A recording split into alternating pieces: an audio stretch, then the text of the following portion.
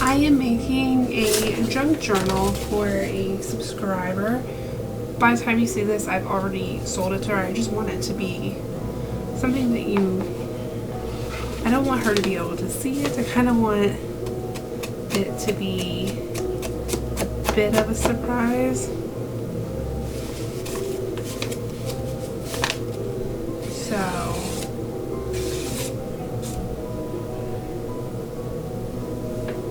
we are working on this today. I'm not going to do it as a tutorial. I'm just going to kind of work on it, and you guys can see the process. So I'm probably not going to explain much. Maybe a little bit here and there. Goal is to make this page look a little bit more vintage because copied it, but I just feel like it didn't pick it up enough, this particular page. The other pages I did. We get started. This is the fabric I want to use on the outside. My apologies for this weird editing. I really didn't know how I was going to edit this video, and I just kind of went with it. I figured I would fast forward it maybe to a voiceover. So you're going to see a mix of these things, but I just wanted to say this fabric is amazing. It's so cool. I will link the seller I got it from on Etsy if they still have it. I don't know. I have to look. But you can look in the description, and if it's there, they have it at this time. And this fabric was perfect for what the person wanted. She told me a list of different things that she liked, and this fabric was absolutely perfect for it. And it's just such a cool fabric. And it's perfect for Halloween junk journals as well, not just paranormal journals. But here I'm just trying to figure out where certain patterns are going to go. And the next fabric that is beside me that I'm going to kind of lay out and try to figure out what I'm doing with it is also really cool, so I'll try to link that if I can. Look at how big this fabric was. And I had a lot of extra, and I plan on using this for a journal for myself. And the ghosts glow in the dark, which I didn't know when I bought it, but the scrap fabric was laying out, and I noticed on my part of the fabric, it was glowing in the dark.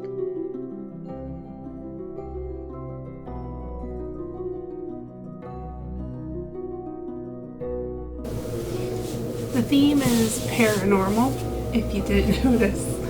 So I want this to be on the inside, this to be on the outside.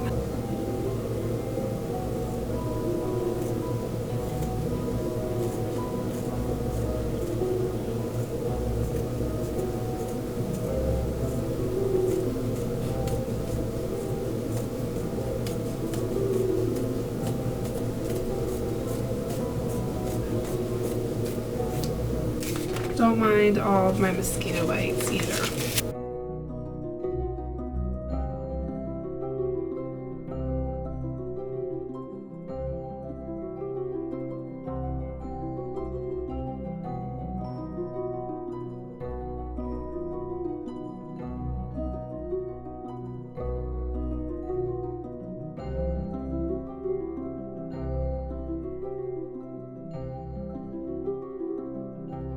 Let's get a little more glue down here.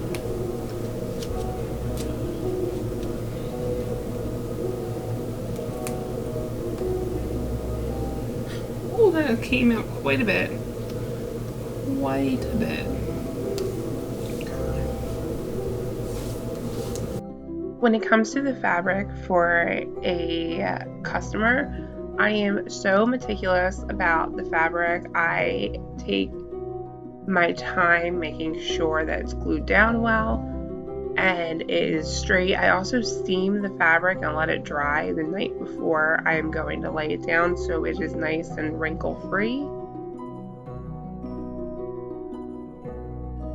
Now I can cut this a little bit better.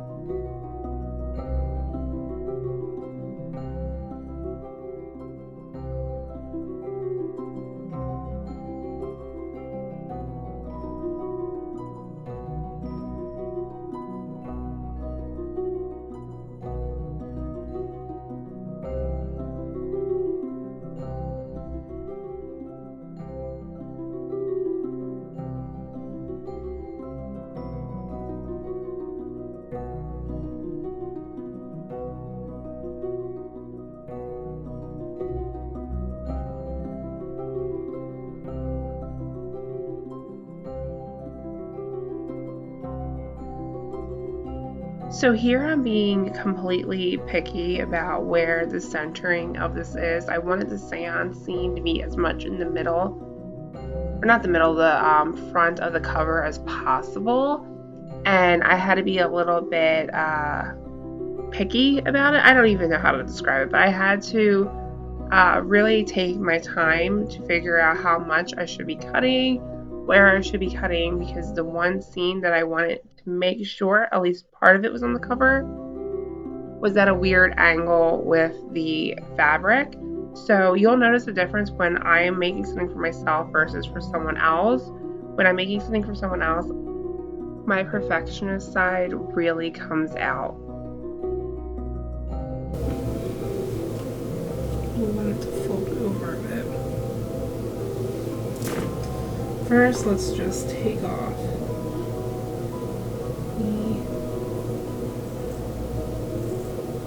the label.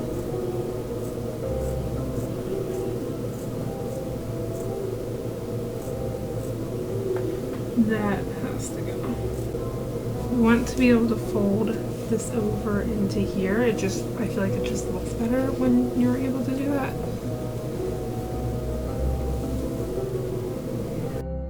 We don't even need to talk about the amount of time I cut out where I just sat and mulled over the placement of this fabric. Sorry, I'm being like super particular because this is not for me. This is for a subscriber.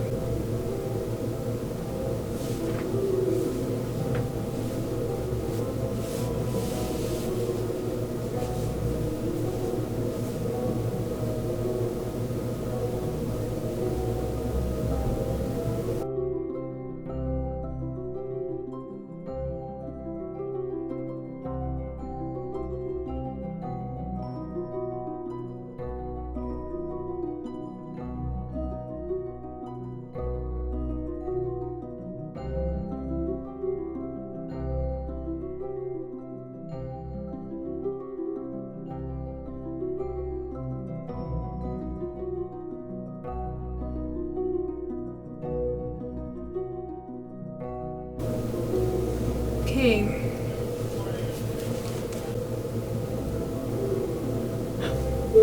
Oops. This glue comes out so fast.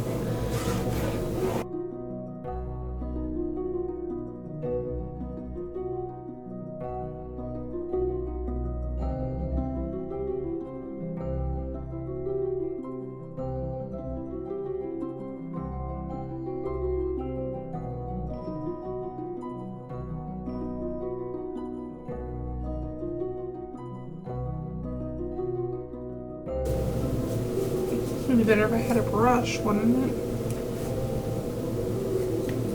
This little bit of fabric I'm never going to use, so I'm going to just light my finger off on that to want able to just have enough to fold over. Okay.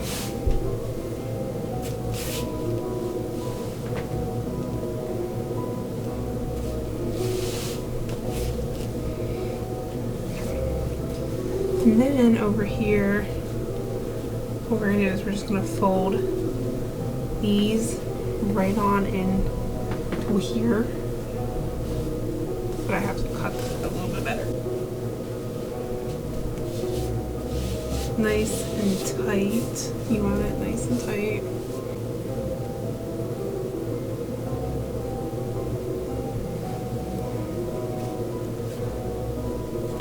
Then I'm gonna let this dry before I fold anything over, and we'll be back. So we are going to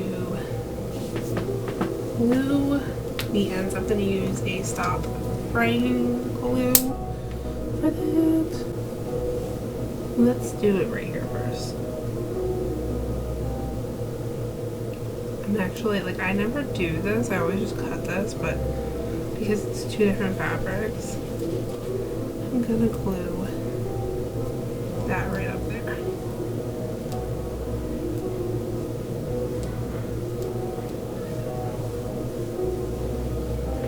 brought a washcloth here just to kind of wipe off my hands in between the process.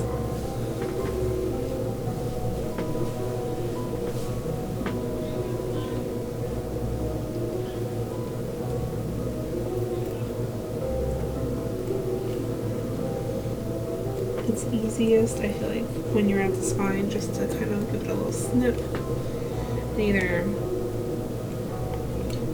cut it all off or glue it up. And in this case, I'm going to glue it up.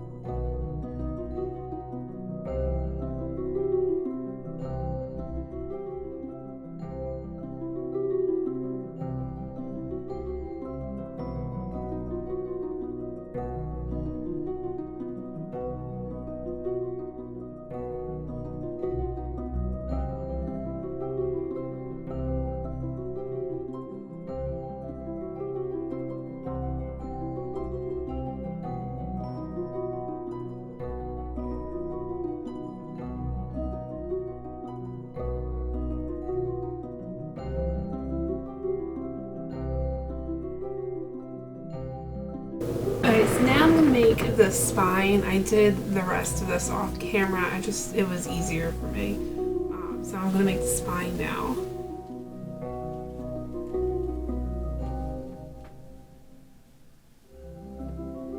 Slits in where you need to cut.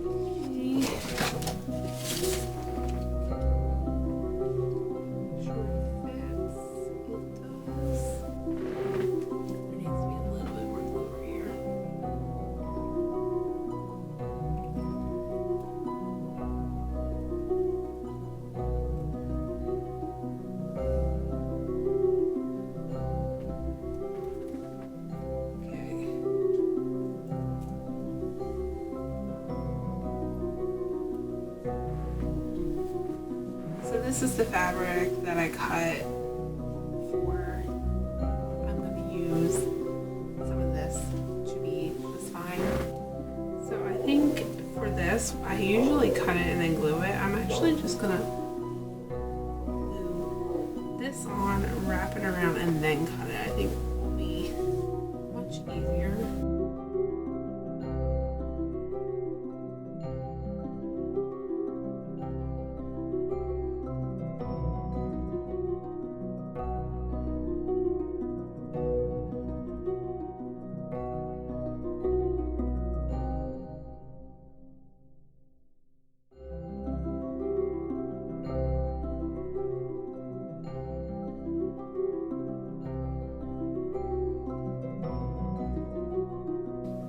Considering doing this fabric for the spine, but then I just felt like, oh, let's not mismatch. I thought maybe mismatching it would be cute, but then I just decided not to do that.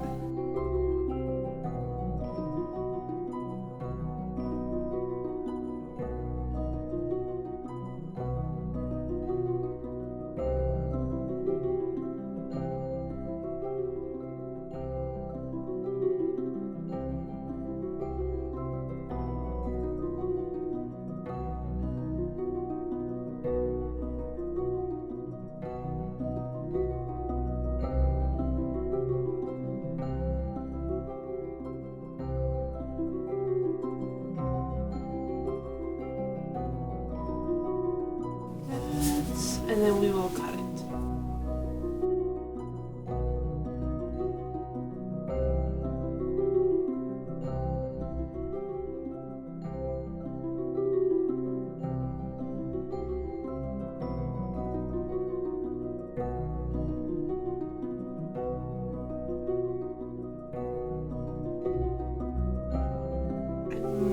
wind up using a bit of this for a pocket. I'm not really sure.